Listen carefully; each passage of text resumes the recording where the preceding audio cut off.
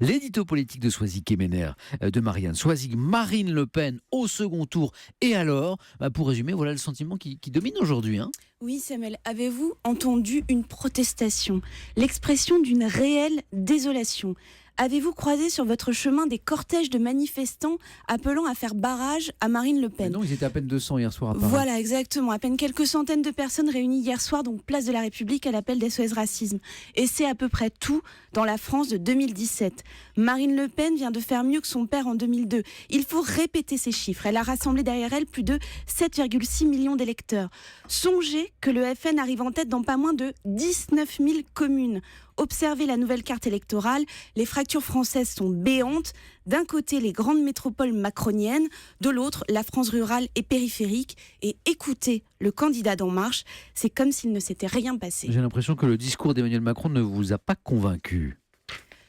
Au soir des résultats, l'ancien ministre semblait comme grisé. Déjà, il fêtait sa victoire, avec notamment ces images peu judicieuses, vous en parliez tout à l'heure, d'une soirée à la Rotonde, la célèbre brasserie de Montparnasse. La fille de Jean-Marie Le Pen au second tour de la présidentielle. Cela se fait-il au champagne ?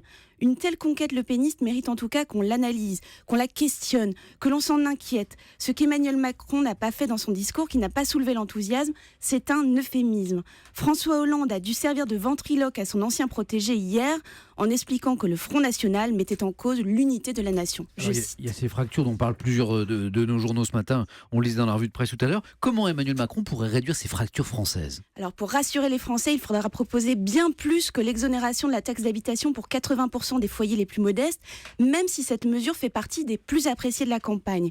Dans l'entourage de Macron, certains étudient la piste d'annonce sur l'aménagement du territoire. François Bayrou a également avancé quelques propositions à destination des milieux populaires, sans obtenir de réponse pour le moment.